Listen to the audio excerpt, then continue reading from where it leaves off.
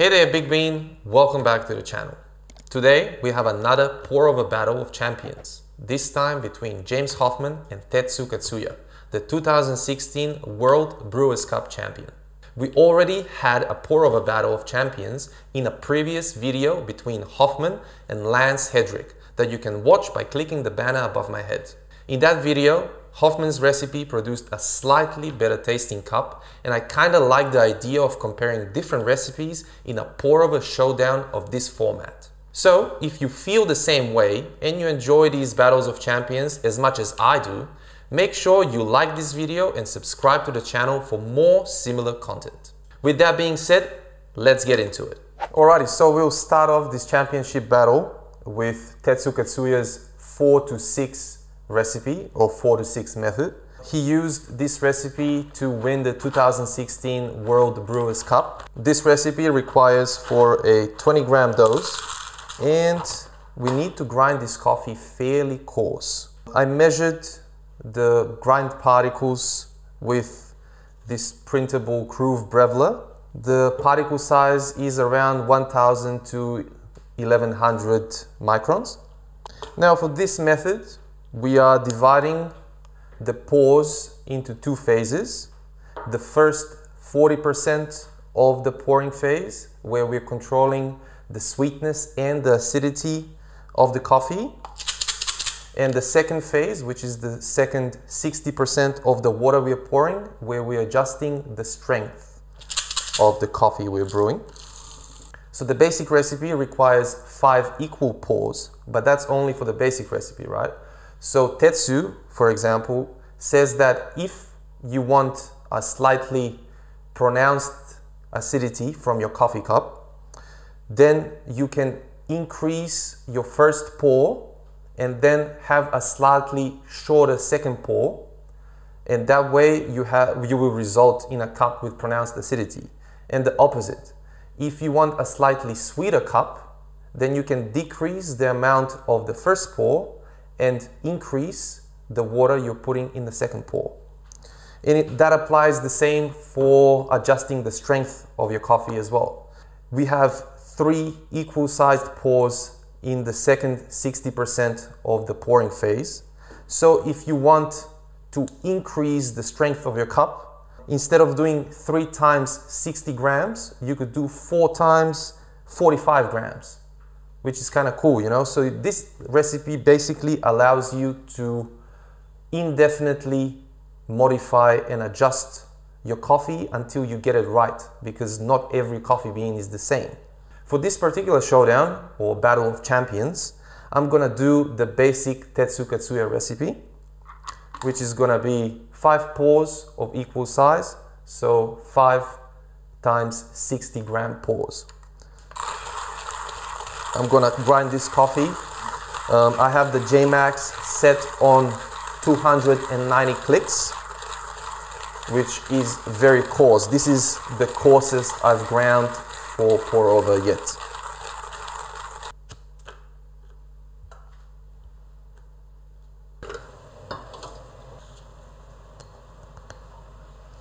As I said, we're doing a 20-gram dose to 300 grams of water, which is 1 to 15 ratio. The coffee that I'm using is a light roast, so I'll be using water just off the boil, which is probably gonna be around 95 degrees, not much more than that. And we're gonna start with the first pour of 60 grams. And between every pour, we're waiting for 45 seconds.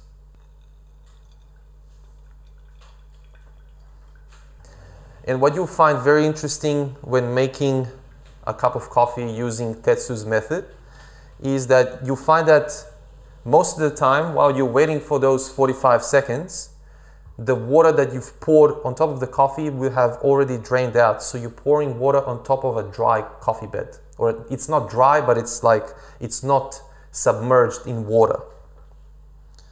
There we go, second pour. Pouring until 120 grams.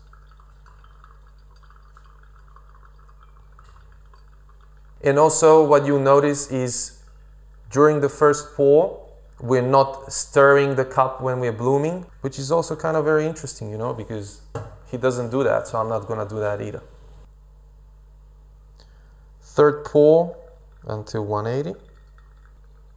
We're doing until 240 for the fourth pour. And 300 for the last fifth pour. We're almost done. Brewing time would be around 3 minutes, 3 minutes 30. If it goes on for longer, you probably need to grind coarser, but it all depends on how your coffee tastes as well. So if your coffee tastes nice, then you don't need to adjust anything. And now we move on with James Hoffmann's recipe. So here we are, the good old James Hoffmann's recipe. This time I'll be using 15 grams of coffee to 240 grams of water. If you're a coffee drinker, if you're someone who likes good coffee, then you've probably heard about this recipe, you've seen it, you've done it.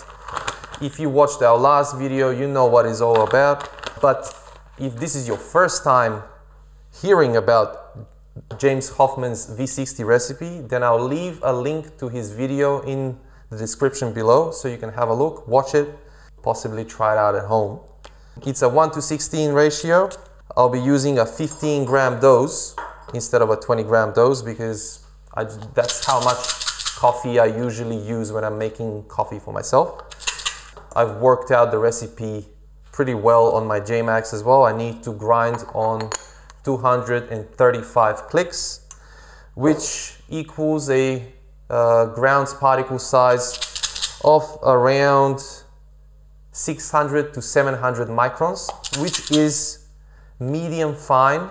At least that's what it says over here on the groove. It is a huge difference between the particle size for Hoffmann's recipe and Tetsu's recipe. So Hoffmann's recipe requires you to grind as fine as possible before your brewer starts clogging or choking. Whereas on the other hand, Tetsu's recipe requires for a very coarse grind, and it's basically two different philosophies to brew with the same cone brewer. So this one is going to be very interesting to just compare and see how two philosophies and two different ways of making coffee with the same dripper, how do they result in a different cup of coffee and so on, like what would be the difference between those two. We'll also be using water off the boil. We're using the same coffee beans as well.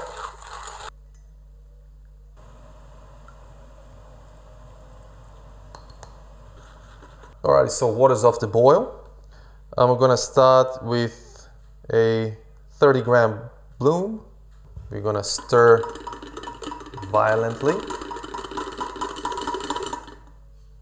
Wait for around 30 to 45 seconds for the bloom phase.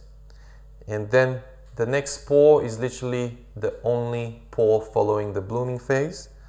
It's gonna be 60% of the water literally dumped on top of the coffee bed as soon as possible, and then we're gonna slow the pouring rate for the last 40% of the water, and we're gonna aim for around 2.5 minutes, maybe 3 minutes brewing time.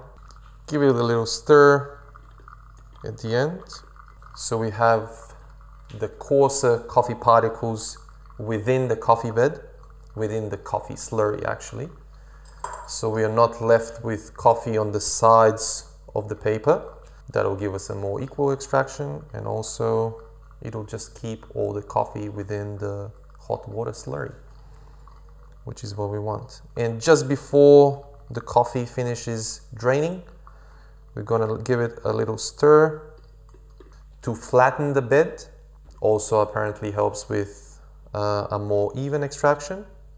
Brewing time, there we go, it's 220, 2 minutes 20 seconds, so that's all right. And I know a lot of people were asking last time why I'm squeezing the filter like that. I'm just doing it basically to get every last drop of coffee.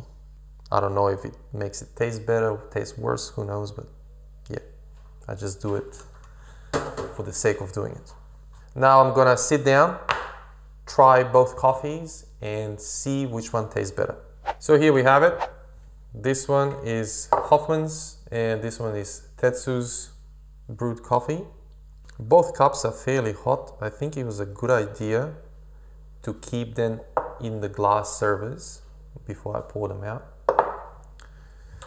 So yeah, let's see, let's smell them first. This one smells very nice. That one actually tastes much nicer, smells much nicer.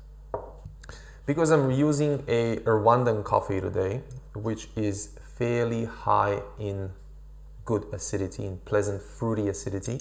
If I was to modify Tetsu's recipe, I'd probably go for the longer first pour, which would result in a cup with pronounced acidity. For fairness, I had to use just the standard recipe, so we'll see if that had any effect on the brewed cup of coffee.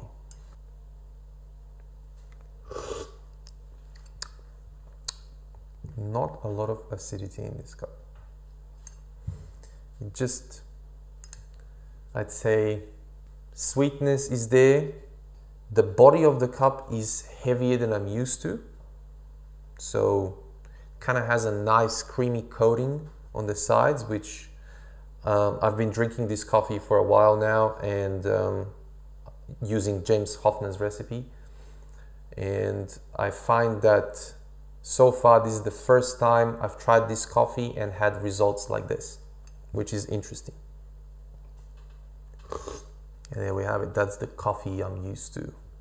So this one has more acidity, less sweetness, just something that I'm used to basically. But this one tastes very nice. It's just a different experience of the same coffee. Very sweet, very sweet. I think in order to get the most out of this coffee, I should definitely modify the recipe slightly with the longer first pour.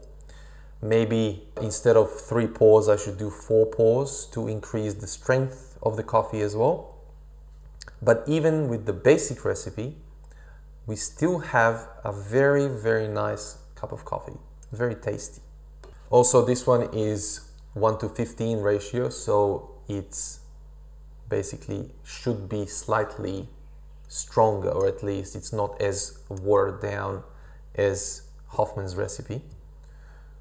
I can't notice that difference because it's only a slight difference, but still. It's only 20 grams of water, I think. It's definitely a very interesting experience.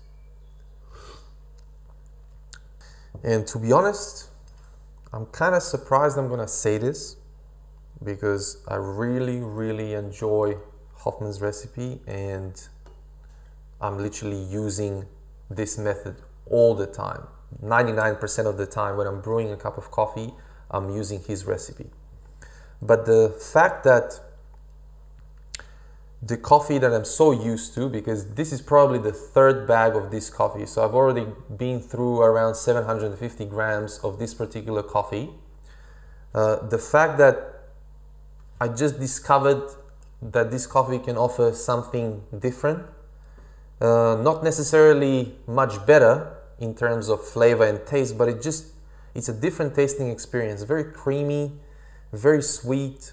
Whereas when I'm using Hoffmann's recipe, most of the time it's just pronounced acidity, light body, you know, delicious cup of coffee, but still, you know, it's different tasting experience, you know. I think just because of this new tasting experience, I prefer Tetsu's method over Hoffmann's recipe. That doesn't mean that this one tastes worse. It's just a different type of experience.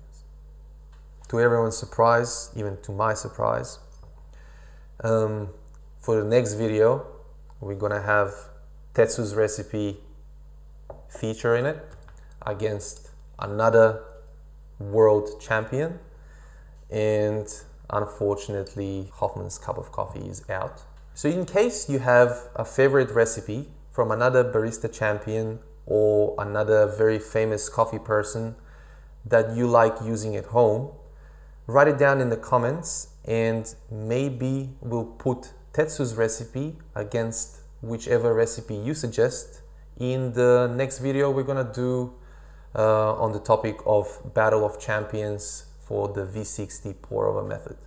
There we have it, folks. That's all for today.